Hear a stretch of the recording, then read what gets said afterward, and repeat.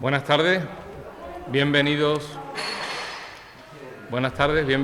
a este inusual martes cultural que hemos querido emplazar en este mes de junio, coincidiendo ya en vísperas de la festividad del Corpus, y como la temática de la ponencia de hoy va muy acorde con esta tradición, con esta importante fiesta de toda la cristiandad y sobre todo en Andalucía y en nuestra ciudad, en nuestra zona, nuestro paisano Agustín Figuereo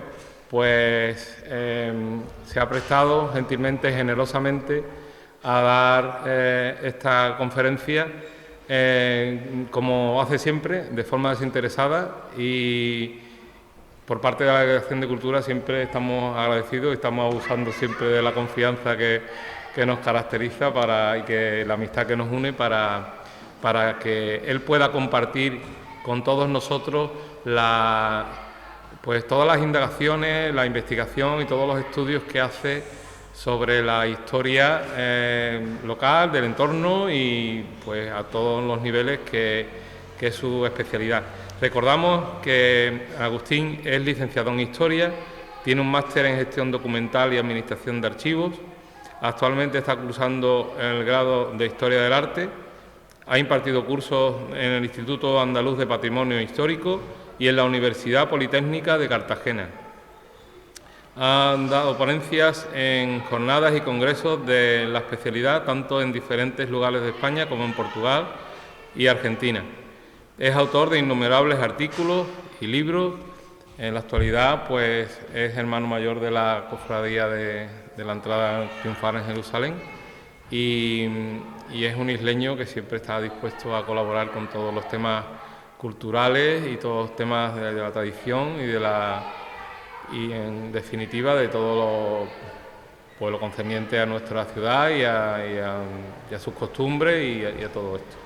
Así que muchas gracias, Agustín, de antemano por brindarte, por ofrecernos este trabajo en primicia. Creo que va a ser interesante y explícanos cómo eran aquellos corpus de aquel tiempo y te cedo la palabra. Y más, con ustedes, Agustín. Muchísimas gracias, Francis. Gracias. Bueno, pues muchísimas gracias, Francis, por tu presentación. Gracias a la Delegación de Cultura, en nombre de su delegada, de Ana también, y a ti como técnico, y por esta invitación a participar en un martes cultural más. En este marco, como decías, un poco insólito, quizás eso haya contribuido un poco a que la gente esté despistada y no haya acudido tanto público, pero bueno, para eso también, y agradezco a la vez la presencia de los medios de comunicación que están aquí para poderlo llevar a las distintas casas o para que aquellos que estén interesados puedan verlo. La ponencia de hoy, la ponencia de hoy se titula La festividad del Corpus Christi en un extremo del Reino de Sevilla, la Redondela. Y nace fruto de la casualidad, como muchas veces, buscando algo en un archivo, se llega a otra cosa que se aparca, pero se deja una nota y dice, esto puede ser interesante para profundizar en él. Y se vuelve y se encuentra otra documentación y otra, y quién sabe si a lo mejor si hay una próxima vez, pues puede haber mucha más información, ¿no? La Redondela, yo la ofrecí esta ponencia y aquí está una persona de la Redondela que ya nos hemos comprometido a que se pueda celebrar también allí esta ponencia. Yo la ofrecí hace unos años cuando, tenía solo la primera parte de lo que se va a hablar hoy. También se iba a dar en las últimas jornadas de historia de Ayamonte, que sabéis que no solo hablan de la ciudad de Ayamonte, sino de todo el marquesado, ¿no? Pero esas jornadas pues tampoco se celebraron por los motivos que todos sabemos. Y bueno, la cuestión es que estamos hoy aquí y os la voy a ofrecer a vosotros. Pues sabemos que La Redondela jurídicamente hoy es una entidad local autónoma y que pertenece al término municipal de Isla Cristina desde 1887, pero tiene un origen que aún no está del todo aclarado. Lo que sí está claro es su pertenencia en época cristiana, justo inmediatamente después de la reconquista de estas tierras, es su pertenencia, como digo, junto a Lepe y Ayamonte, al señorío jurisdiccional que con este último nombre, como señorío de Ayamonte, adquirió Alfonso Pérez de Guzmán el Bueno durante el reinado de Sancho IV, a finales del siglo XIII, entre 1284 y 1295.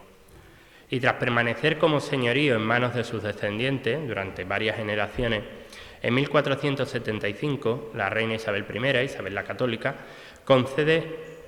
eleva, mejor dicho, este señorío a condado de Ayamonte, a Pedro de Zúñiga, que era el marido de Teresa de Guzmán, la cuarta señora de Ayamonte.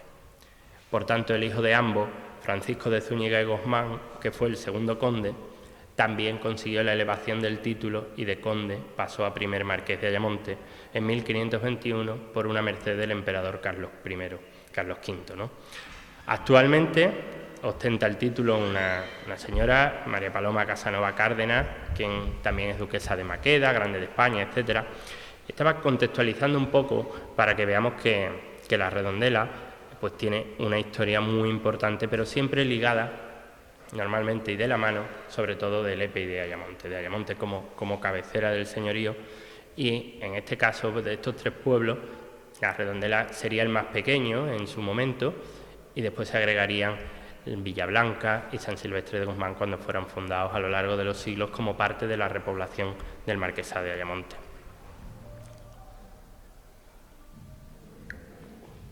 Pues como decía al principio, el hallazgo de una manera fortuita, además en un archivo particular, un archivo privado, de una provisión de la marquesa Teresa de Zúñiga, fechada en Sevilla a 23 de abril de 1552, justo entre la celebración de las jornadas 15 y 16 del Concilio de Trento, estableciendo una concordia para la procesión del Corpus de su villa de La Redondela, es lo que nos ha llevado a escribir estas líneas.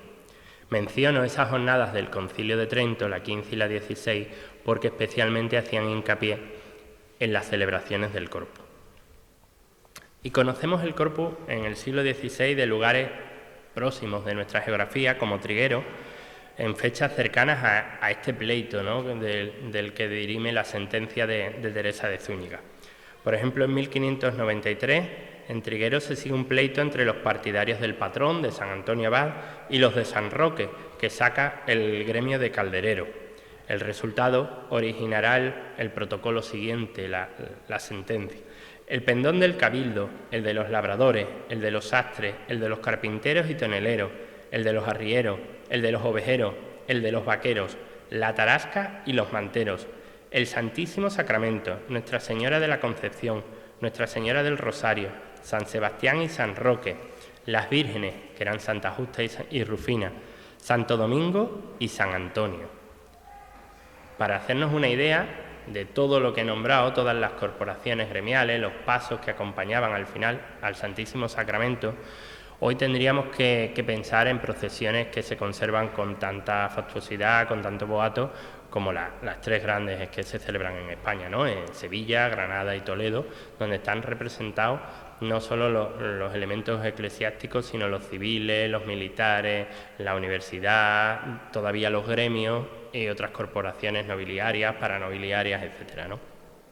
De la misma Huelva, capital hoy de la provincia, entonces otro pueblo más del Reino de Sevilla, también conocemos otros pleitos, como el promovido por el gremio de leñadores en los años 1645, 1655 y 1671, quienes, reunidos en torno a la imagen de Santo Tomás Apóstol, pleitean también la preeminencia de este contra las hermandades de San Antonio, San Cristóbal, San Blas y San Juan Bautista, argumentando que la imagen del apóstol, por ser esto un apóstol, tiene más derecho que un santo cualquiera.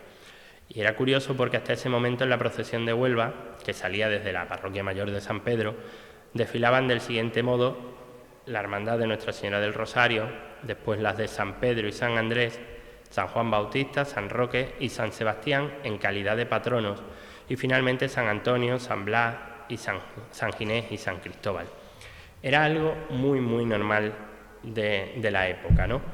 Además, estos pleitos de Trigueros o Huelva no los recogen, solo hablan de la preeminencia de una imagen o de una corporación sobre otra, y es la lucha que se entabla hoy en día también en algunos sitios, pero en estos momentos. Pero el nuestro de la Redondela da un paso más allá, y no solo es una lucha entre dos corporaciones, sino que también habla de un elemento muy residual, pero que se conserva en nuestra provincia, por ejemplo, en la localidad de Cumbres Mayores, o se conserva en Sevilla y Granada, que ya he mencionado antes, como son las danzas delante del Santísimo Sacramento. En la Villa de Huelva, un poco más adelante, sí hay pleitos en torno a la danza, pero ya es casi rayando el siglo XVIII, cuando labradores y gitanos, lo dice así el pleito de la propia villa, se pelean, ¿no? También en Trigueros, entre San Antón y San Blas, o entre San Antón y San José. San Antonio de Trigueros, pues sabéis que es la mayor devoción del pueblo, y siempre ha estado ahí y siempre ha dado guerra, por decirlo de alguna manera, ¿no? ¿Qué había pasado entonces en la Redondela para que la marquesa se viera obligada a dictar una provisión? Pues nada diferente a lo que pasaba en otros lugares, ¿no? Y sigue pasando hoy. Una lucha por ver quién ostentaba el mejor puesto en una procesión que era eminentemente religiosa, pero que tenía y tiene un componente cívico importantísimo, donde participan todos los elementos de la sociedad. Es decir, hoy en la procesión del Corpus, en nuestro pueblo, por ejemplo, participan las diferentes hermandades, diferentes grupos de las parroquias, pero también está representado el ayuntamiento, está representada la Guardia Civil, la Policía Local, etcétera, ¿no? Como fuerza del orden, y eso a nivel pueblo pues seguía pasando, y hoy también hay luchas a ver quién va adelante, si el equipo de gobierno, la corporación completa, o va la oposición, perdón, que se cae, ¿sabes? Y es algo que ocurría y ocurre. ¿De cuándo data este conflicto en la Redondela? Y eso nos lleva a otra pregunta: ¿cuándo arranca la celebración del Corpus? Pues el documento no dice más allá que un escueto en los años pasados, y nos deja con la duda, pero debemos remontarnos al menos al primer cuarto del siglo XVI, para que hubiese pasado un tiempo suficiente en el que una procesión con el Santísimo, que sería lo primero, el Santísimo solo, fuese acompañado por los diferentes gremios, y dichos gremios además sacaran imágenes en procesión. Es toda una evolución. Así que si estamos hablando que es de 1552, pues podemos por lo menos 25, 30 años antes remontarnos a la procesión del Corpus, ¿no? Ya hemos intuido quiénes son los protagonistas del conflicto, que son dos gremios redondeleros, y le vamos a poner cara, ¿no? El gremio de labradores, por un lado, y el de los hombres de la mar, por otro, es decir, campesinos y marineros, lo que había en la Redondela. La Redondela, como hemos dicho al principio, no tendría seguramente ni un gremio de toneleros, ni un gremio de carpinteros, que no quiere decir que no hubiera un carpintero, pero no los números suficientes para que poderse agrupar en torno a esta figura, ¿no? Un gremio que al final, el trasunto hoy en día es un sindicato, con una labor social también, con un componente religioso, pero bueno, no deja de ser algo así, ¿no? Los labradores tenían como patrona a Nuestra Señora. No está clara la advocación, pero por otros datos probablemente sea bajo la advocación de la Misericordia, la Virgen de la Misericordia. Mientras que los marineros, algo muy muy común, pues acudían a la protección de San Telmo. La marquesa llegó a un juicio totalmente salomónico. Las imágenes irían escoltando al Santísimo Sacramento, es decir, la custodia, que probablemente la llevara el párroco en las manos, portando el viril, que no fuera en un paso, y a la derecha la imagen de la Virgen, a la derecha, y a la izquierda la de San Telmo. Para ese presente año de 1552, los labradores irían justo delante de las imágenes con su pendón, y abriendo fila los hombres de la mar, y al año siguiente la precedencia sería al revés. Así las imágenes iban siempre en un lugar preeminente y sus representantes se iban turnando para, con esa rotación anual, que no hubiera conflicto, ¿no? La transcripción del documento nos da algún detalle más y ahora lo leo, ¿vale? Si queréis. Y dice así: Doña Teresa de Zúñiga, duquesa de Béjar, marquesa de Ayamonte y de Gibraleón, condesa de Bañares, señora de las villas de Burguillos, Capilla y Curiel, con las otras de su partido, Lepe, etc. A vos, el concejo, justicias, regimiento, eso es el ayuntamiento, ¿vale?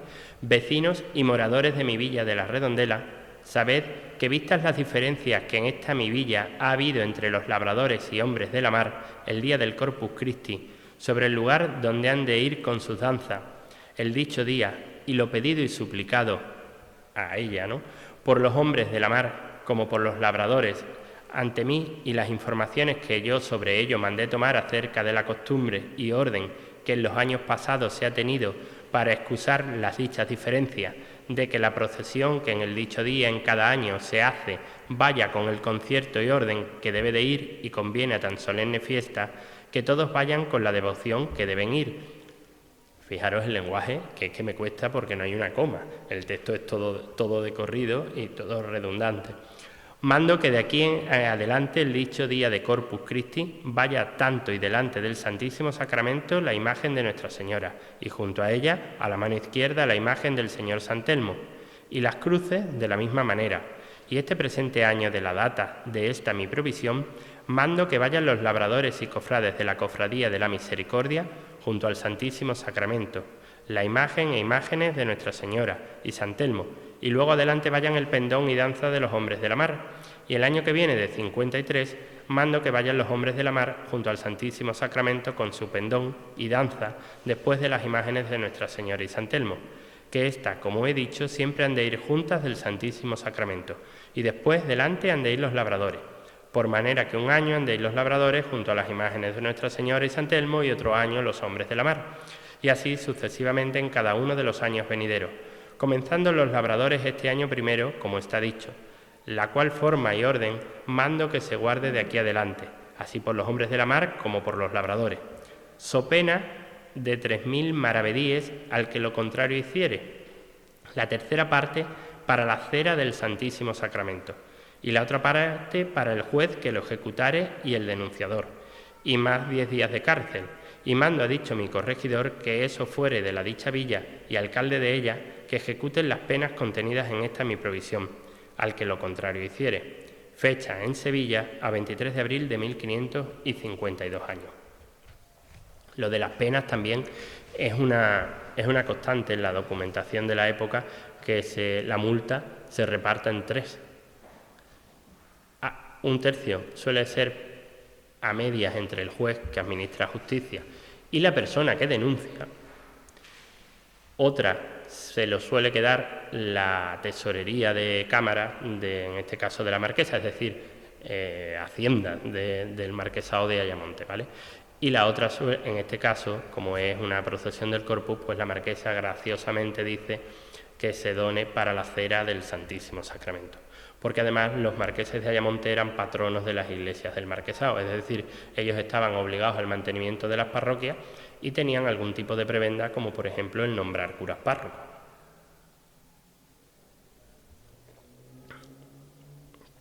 Hemos de pensar que la concordia a la que llegó la marquesa entre labradores y marineros en la Redondela se consolidó, puesto que no hemos encontrado documentación como pasa en el caso de Trigueros, de Huelva, perdón, ¿no? De Huelva, que os decía antes, que hay un pleito en 1645, otro en 1655, otro al poco tiempo. No, aquí no hay más pleitos en la Redondela, por lo cual nos da pie a pensar que eso se mantuvo en firme la ejecución de esa sentencia.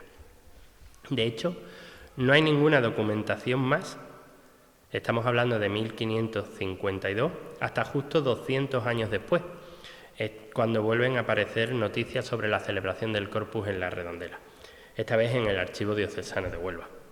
Justo 200 años, como digo, en 1752, se llevan a cabo también 2 expedientes diferentes, unos autos practicados en virtud de comisión del señor provisario y vicario general del Arzobispado de Sevilla, que le pide al cura de la Redondela y ante el notario apostólico de la misma villa unas pruebas de legitimidad y limpieza de sangre, de vida y costumbre de un señor llamado Juan Antonio Sánchez Romero para su recepción a hermanos de la venerable Hermandad y Esclavitud del Santísimo Sacramento, cita en la única parroquial de Nuestra Señora de los 12 Apóstoles de la misma villa de la Redondela.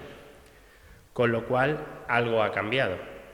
De una organización probablemente parroquial a mediados del siglo XVI, ya estamos viendo cómo en el XVIII hay una hermandad que además debe de ser potente como eran todas las hermandades sacramentales en la época y que no admite a cualquiera como hermano, sino que tiene que pasar unas pruebas de limpieza de sangre, demostrar que es cristiano viejo, de buenas costumbres, etc.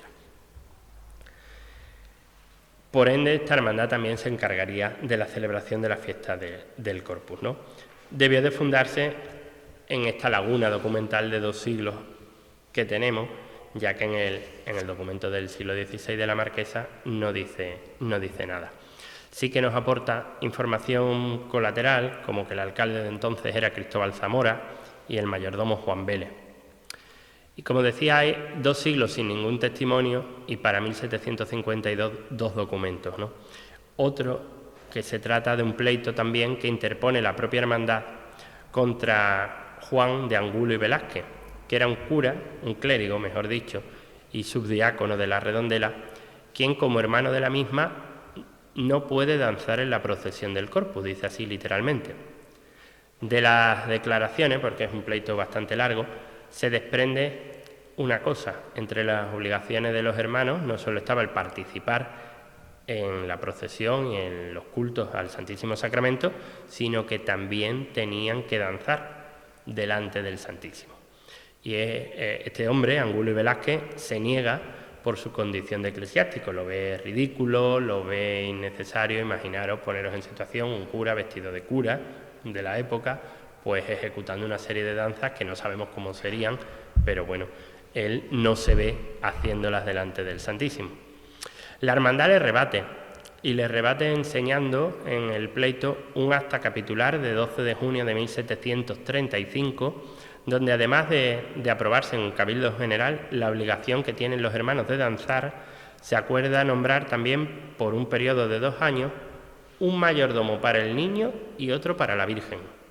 Y esto ya nos recuerda a otra cosa mucho más actual, que no sabemos si tiene que ver o no, pero una Virgen y un niño en la Redondela. Hoy pensaríamos en la Virgen de la Esperanza y el niño de la bola, ¿no? Que no quiere decir que sean estos. De dicho acta se concluye que el Corpus Redondelero se seguía celebrando, evidentemente, pese al tiempo transcurrido, que las danzas también se seguían celebrando, si no las mismas, alguna otra, y ligadas evidentemente a la hermandad, en este caso, y que en la procesión seguían participando distintas imágenes.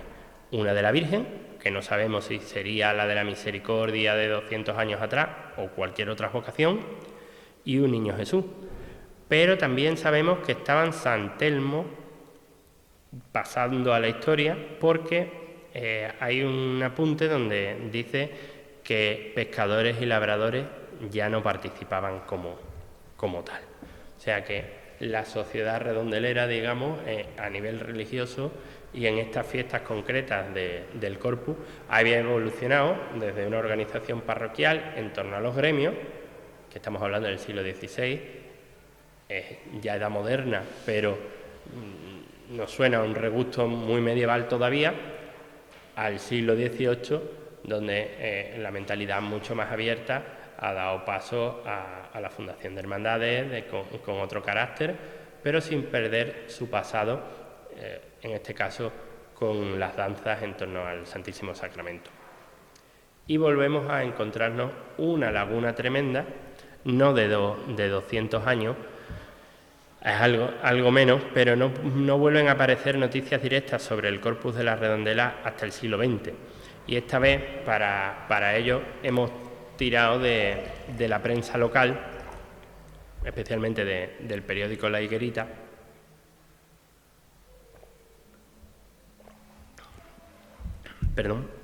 que desde 1915 especialmente, ¿no?, recoge muchísimas de las fiestas, de las celebraciones de la Redondela, y hemos por ejemplo, cogido un par de ellas al azar por el año 1918, donde las crónicas hablan de función religiosa y de una procesión que dice que recorrió el pueblo por completo.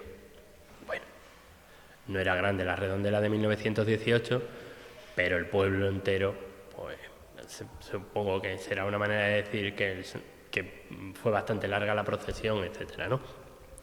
Al final del artículo dice que al recogerse los pasos que estaban ensornados con indiscutible gusto, se tocó la marcha real. ¿Pero qué pasos? Pues la respuesta viene al año siguiente, en 1919, cuando nos cuenta que se organizó la procesión, que fue presidida por las autoridades y siendo esta integrada por el Niño Jesús, el cual se hallaba adornado con profusión de flores y luces que le daba un realce majestuoso. Claro que de los pasos de 1918 al paso de 1919, porque solo habla del Niño Jesús, nos deja la duda si fue un error de imprenta en el 18 o si un olvido nombrar otro paso más en el 19. Pero 3 años más tarde nos da la solución, ¿no?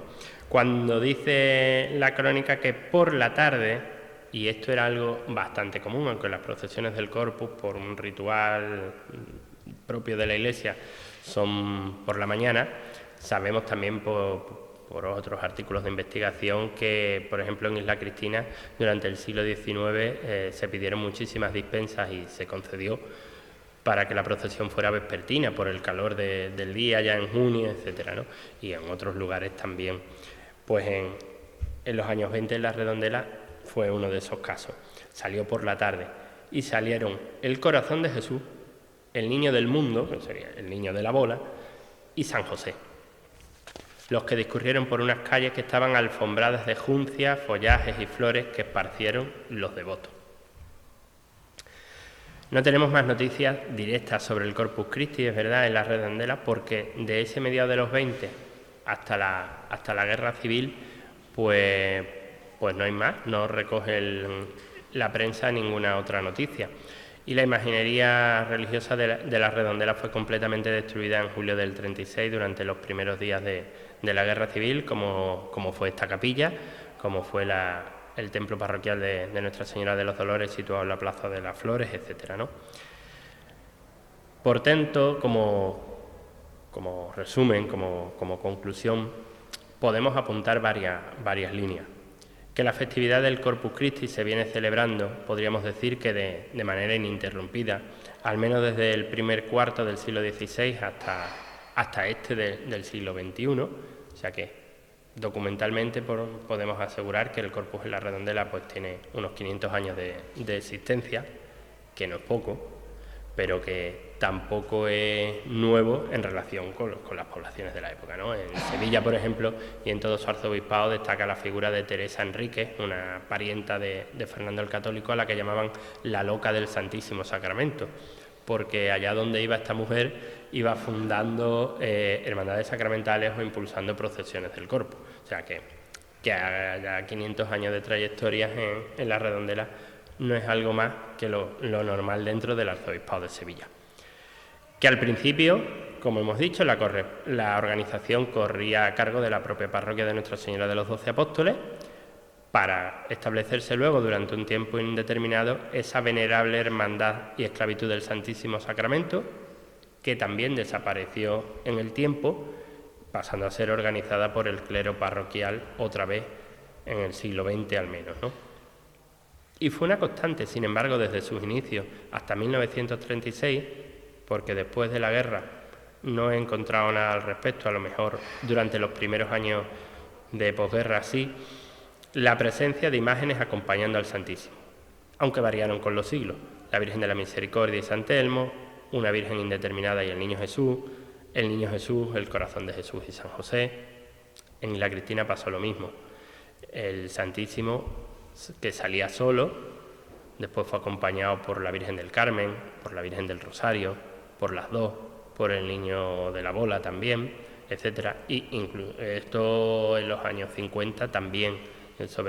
Hay un artículo por ahí que publiqué, yo creo que en La Higuerita, si no recuerdo mal, en torno a la procesión del Corpus también en Isla Cristina, y se ve esa evolución de imágenes y de pasos y cómo ha cambiado la procesión en nuestra ciudad, ¿no? Y testimonios de las danzas que tenemos desde antes de 1552 y que al menos hasta después de 1752, y ese por la cronología de la documentación, pero eso debió de alcanzar bastante más, probablemente hasta bien entrado el siglo XIX, hasta la Guerra de la Independencia o así, que cambian ya muchas costumbres y estas danzas se empiezan a ver por parte de la Iglesia, se prohíben, se empiezan a ver como ridículas, etcétera, ¿no? Y los propios seises, que hoy nos parecen tan normales en ciudades como Sevilla o Granada, les costó bastante la supervivencia, ¿no? Y si vemos los de Cumbres Mayores, que son de una riqueza antropológica increíble, pero la indumentaria, la propia danza, ¿no? Llevan unos gorritos con cintas de colores, con castañuelas, una especie de leotardos de crochet, etcétera, ¿no? Es todo muy antiguo, muy importante el conservarlo, pero claro, ya una sociedad como la del siglo XIX pues lo veía fuera de lugar.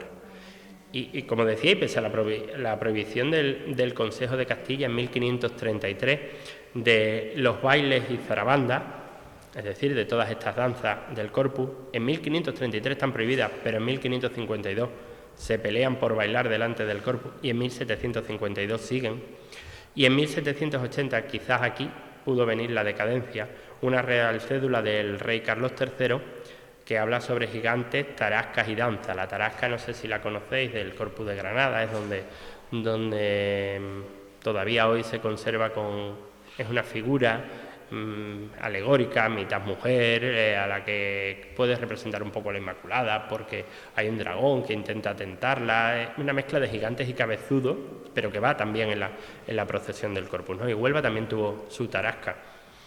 Pues estas danzas, ¿no?, al menos durante, podríamos hablar de cerca de 300 años, estuvieron en vigor en la Redondela. Y al principio, como digo, vinculadas a los gremios de hortelanos y pescadores y a la cofradía. Nos queda por despejar también la incógnita de la desaparición, ¿no?, de esta manera de vivir el Corpus en la Redondela. Quizás el despoblamiento, quizás el declive del siglo XIX de la propia sociedad de la Redondela, pues se perdió, como en muchos pueblos, pues se perdieron danzas patronales, danzas como las que se conservan en pueblos del Andévalo, de la danza de las espadas, de los cascabeleros, etcétera, eran muchísimo más habituales de lo que podemos imaginarnos, pero que se perdieron en el tiempo, ¿no?, en la propia Huelva, etcétera. Y bueno, no quiero cansaros más, porque yo sé que una ponencia sin proyecciones es un poquito más aburrida, un poco más ardua para el que está hablando también, que bebe mucha agua. Pero quería acercaros a una celebración en estos días, donde el jueves será la solemnidad del Corpus, ¿no?, traspasada después al domingo de su octava, ya que no es un día festivo, pero bueno, en esta semana donde se celebra la fiesta del Corpus, pues a una forma particular y a la riqueza que tiene la Redondela, que bueno, de momento y mientras no se demuestre lo contrario, yo siempre digo que estamos obligados a llevarnos como buenos vecinos y no como ese vecino de la comunidad que no limpia, que deja basura en la escalera o etcétera, ¿no? Entonces, acercarnos a la historia de la Redondela, que pese a su pequeño tamaño, tiene una historia muy rica y profunda en el tiempo, pues creo que es una manera también de verlos con otros ojos y de vernos reflejados, como decía, en costumbres que también se perdieron en nuestro pueblo, como ese corpus con presencia de varios pasos, etcétera, ¿no? Y bueno, si alguien quiere preguntar cualquier cosa o algo, pues dispuesto por si puedo aclararlo, y si no, pues muchísimas gracias a todos. Sobre la Virgen de la Esperanza, ¿cuáles son las primeras noticias que hay? Porque aquí no se nombra, no se acompaña a la Virgen. Es que la Virgen de la Esperanza era un cuadro. ¿Era qué, perdón, Manolo? Era un cuadro. Era un cuadro.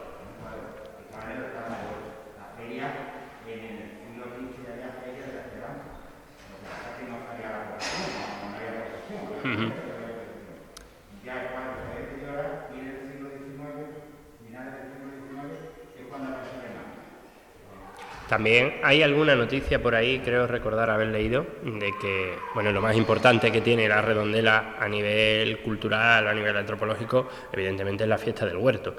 Eso es una maravilla, eso es una maravilla de riqueza, de tradición que hay que, bueno, que no hay que defenderla porque se defiende sola, porque se conserva, eso no corre ningún tipo de peligro, ¿no? Pero hay noticias por ahí de que la procesión del huerto no era en torno a la Virgen de la Esperanza, sino a la Virgen del Rosario. Y lo que pasa es que muchas veces, y la Redondela, pese a supongo que todos conocéis el tamaño del templo parroquial de los 12 apóstoles, pero estaba cuajado de altares. No podemos pensar en altares gigantes, pero sí muchos altares con muchas imágenes, ¿no? Y después de la guerra, bueno, pues se opta por reproducir aquellas con mayor devoción, con mayor arraigo popular, como la Virgen de la Esperanza, como el Niño de la Bola, evidentemente, y después San Sebastián, que bueno, la historia de San Sebastián también da para mucho, ¿no? La talla actual, etcétera, que viene de Huelva, y bueno, sí es anterior a la guerra.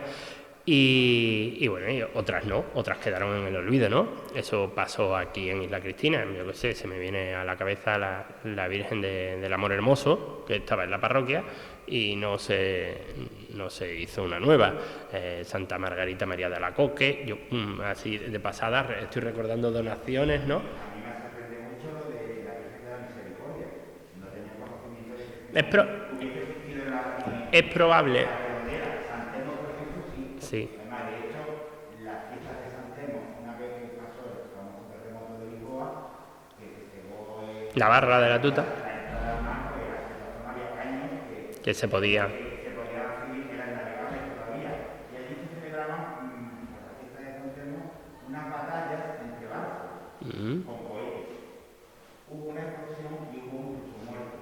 Y a partir de ahí Se suspendieron las fiestas cayó de cayencia de imagen. en San Telmo. Estaba en la parroquia, hasta la iglesia que vinieron y ¿Y se acabó? destruyeron todo, pero seguía San Telmo, si lo conocía, Santa Brígida, Sí, con su ermita, etcétera, claro. el niño de ahora, que es el que se conserva, el niño de ahora, que es el Cristo que suponemos que es el antiguo Cristo de la Hermandad de la Cruz, que es la que se conserva dentro de la sacristía. Una de las imágenes Más antigua que. en la Redondela, que fue antes de la Redondela, porque después sí, la Inmaculada nunca existió hasta después de la guerra, Que la trajeron, claro.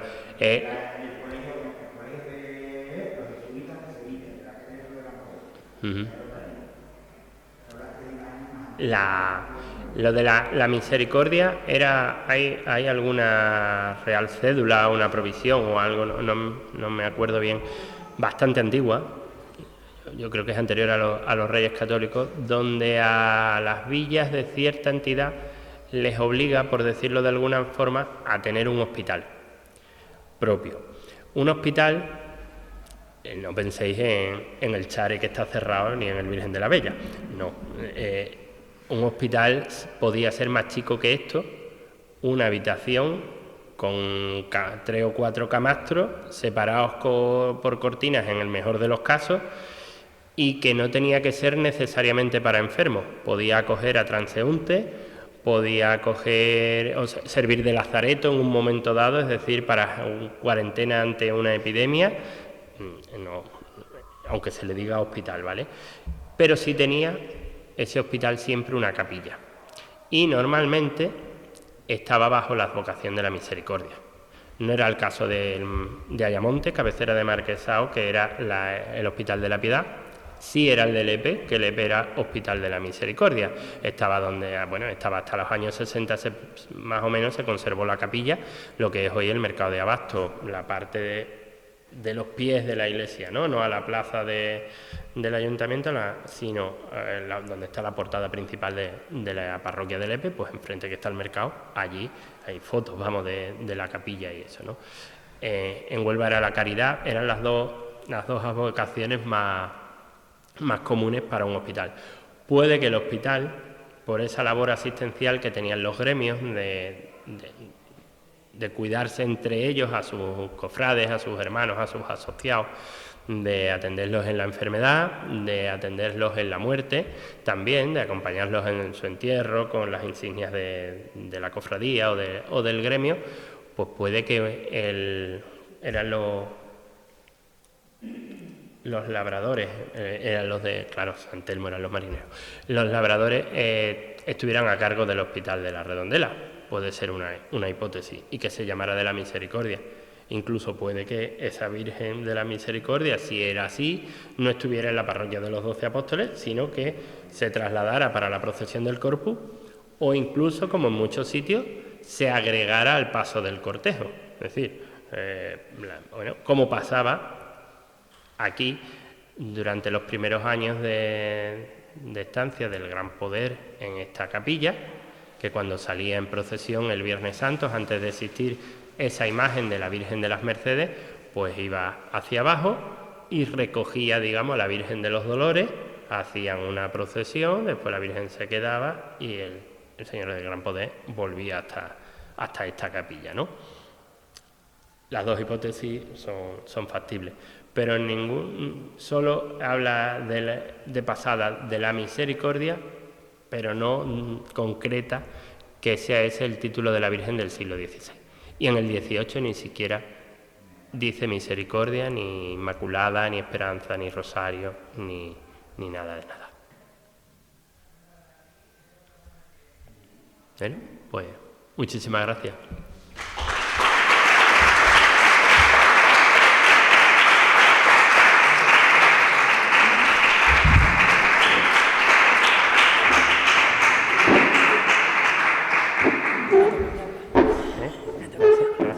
Sí. Y después te doy el premio. Sí. Que tú no lo conoces, ¿no? Se cae Wishu, se cae. Levántalo un poco.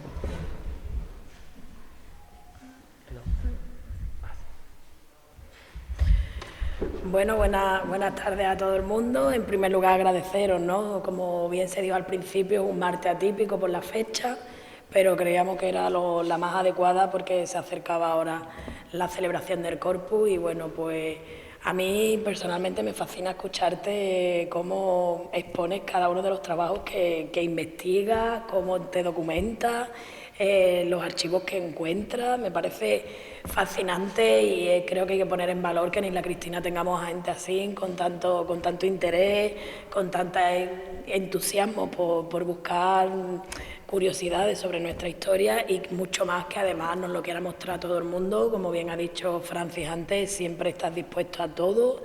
Das mucha cultura a Isla Cristina, muchos documentos que podemos dejar en el archivo cultural y bueno, creo que es importante que se ponga en valor, ¿no? No es la primera vez que me siento a tu lado, que te tengo que presentar o que darte el siguiente obsequio y la verdad que te quería agradecer pues públicamente que siempre estés dispuesto y además que nos traigas pues cosas interesantes, ¿no? Hay poco público, como bien dice, a lo mejor es por el tema de que todavía la gente con la pandemia tiene un poco de miedo o también por la fecha, ¿no? Pero es verdad que los medios de comunicación durante esta pandemia nos han acompañado siempre para poder ofrecerle a todo el que no puede acercarse por distintas circunstancias a las actividades que hacemos para que puedan disfrutar de ellas, ¿no? Y bueno, pues además hoy precisamente la participación del público ha hecho que no solo se haya quedado en lo que has expuesto, sino que has ampliado con la información, con los recursos que tienes además y bueno, con la participación del público que también es importante, ¿no? Que no solamente vienen, sino que tienen curiosidad, que entienden de los temas que se hablan y bueno, creo que se le está dando ese lugar a estos martes culturales y agradezco que estéis siempre uno tras otro acompañándonos, ¿no? Próximamente empezamos ya a finales de junio ya lo que es los martes culturales, el ciclo, ¿no? Que siempre hemos llevado manteniendo durante muchos veranos y este año pues harán este emplazamiento. Invitamos a que todo el mundo venga y que disfrute, ¿no? Con el trabajo que nos exponen cada uno de los ponentes que vienen porque hay que poner en valor que hagan un trabajo, que tengan interés por mostrárnoslo y además es cultura yo creo que en muchos casos trasladable incluso a centros educativos, dependiendo de las edades, o simplemente tenerlo en el archivo y sobre todo darle difusión a través de los medios de comunicación y que no se quede en un trabajo en el que hacéis, sino que se abra, ¿no? Que todo el mundo pueda acceder a él. Me alegro que el COVID hiciera que en Ayamonte no se pudiera hacer y en la Redondela todavía no se haya hecho, porque al final hemos tenido nosotros la primicia de cómo es la historia de ese corpus en la Redondela, ¿no? Una historia que lleva muchos años, que mucha gente desconocía y bueno, si encima todos nosotros la estamos dando, pues yo te agradezco muchísimo que hayas querido aquí y venir a contarla y a exponérnosla a todo el mundo, ¿no? Ahora ya lo que me queda es presentarte, creo que es el último que entregamos, ¿no, Francis? Es el último, siempre hacemos un obsequio a todas las personas que hacen sus ponencias, desde el taller de artes plásticas, del teatro y de cultura. Y bueno, pues tú ya tienes una colección, yo creo que más grande que la que se ha hecho, porque cada verano te has llevado uno o dos. Así que bueno, pues este creo que es el último. También tiene... Pero es el último porque he acabado con el caladero. Claro, es el último por varios motivos, porque ha acabado con el caladero y porque vamos a darle una renovación. Entonces también tienes tu historia, que este martes atípico pues sea la última vez que se presenta este obsequio, y ya para los futuros martes culturales pues tendremos otro, que ya te lo llevarás porque Cuando sé toque, que te vamos a tener por aquí. Cuando toque. Muchas gracias, Ana.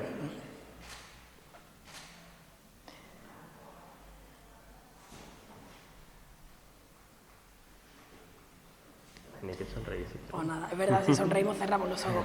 Pues muchas gracias a todos y a todas por venir, y espero que podamos aumentar los aforos próximamente, seguir manteniendo las medidas para que la Cristina siga manteniendo los casos que tenemos, que ahora mismo son muy poquitos comparado con cómo está el resto de Huelva y la provincia.